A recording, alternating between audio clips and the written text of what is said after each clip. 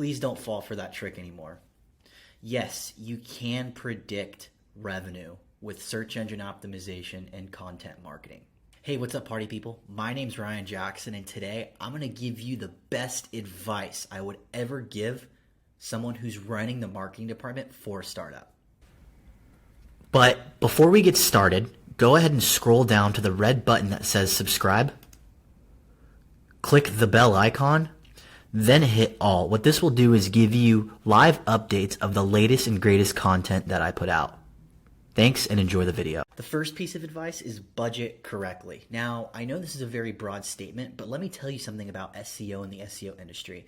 It's a simple fact that many people don't want to work on budgeting for SEO because SEO is a marathon, not a sprint. To see the most minimal results, it could be a month, it could be 3 months, but you really don't start seeing tremendous results until you're about 6 months or a year out. That's a long time to make an investment, but the reward usually pays off, and it starts with the keyword research. So you have your SEO agency or SEO specialist that you're looking to hire, and what you're going to do is have them do keyword research. They could pull all the keywords they want your business to rank for, money terms, commercial terms, whatever you want to call it, and put it into an Excel document. What they're going to do is take the total number of volume and divide it by 2, right? Because we already know that 50% of searches end up in a click. So we're not going to do the actual amount. We need to do it by what we would do if we took over the first position on Google. Then there's going to be some other considering factors like keyword difficulty score and whatnot, how competitive a keyword is. But to start and at least have a baseline, that's what you're going to do. Then what I want you to have handy is your conversion rate. So if 100 people go to the website, what's the percentage that actually converts into a sale or a contact form? From there, we're going to need your average order value or average value of a sale. So if it's $500, you already know how many transactions you're going to have based on the conversion rate, and you're going to multiply the transactions by the specific average order value. And then what you're going to do is lay it out over the contract.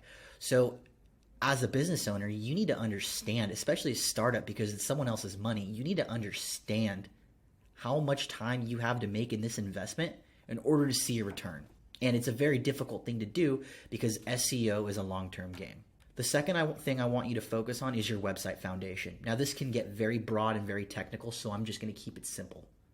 A quality audit tells you how to audit your website at the URL level, right?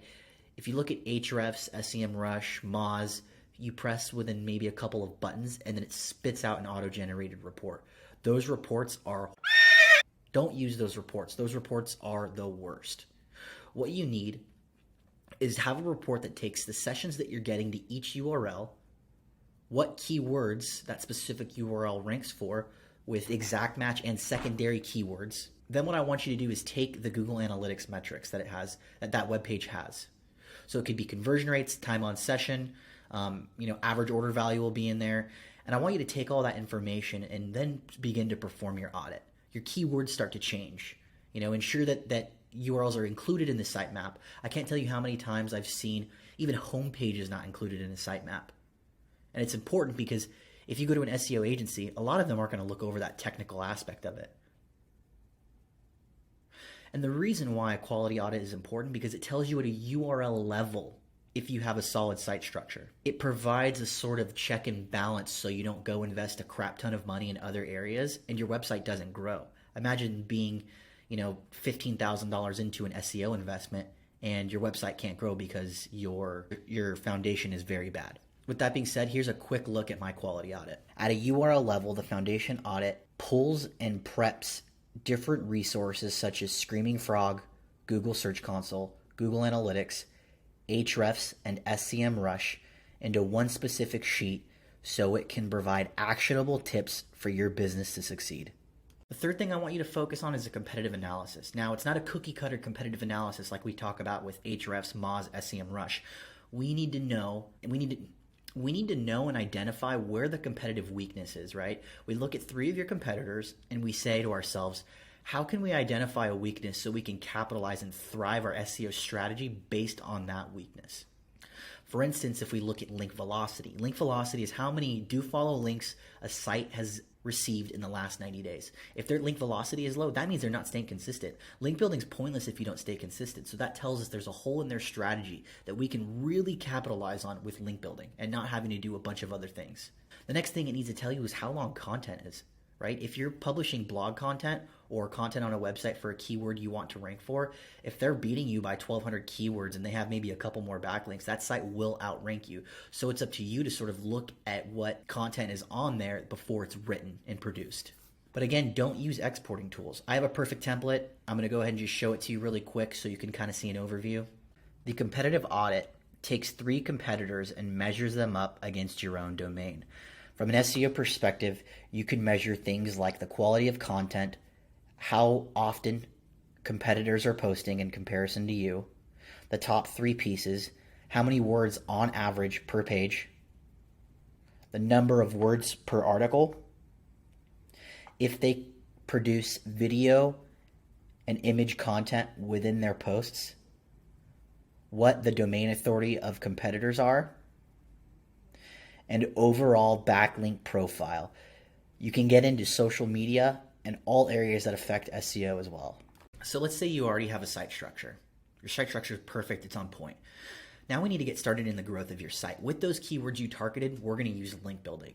And I'm sure if you're a startup business owner, you already know what link building is. So I'm just going to give you a different methodology that not a lot of SEOs give pointers to because it's more of like a secret strategy. And this strategy is link wrapping and tiered link building.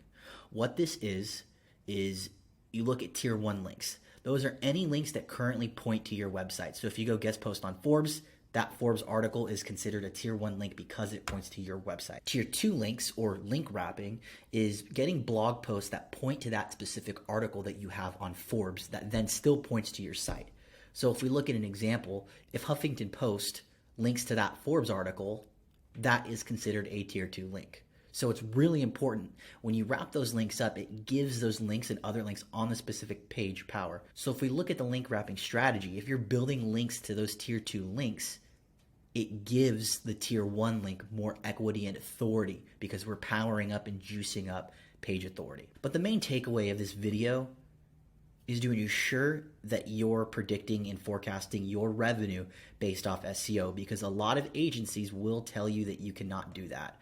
For the rest of June, I will give you 30 minutes free consultation on revenue forecasting for your business. This is normally a $500 value. You know the deal. If you know anyone who could use it, mention them in the comments below. Other than that, have a great day.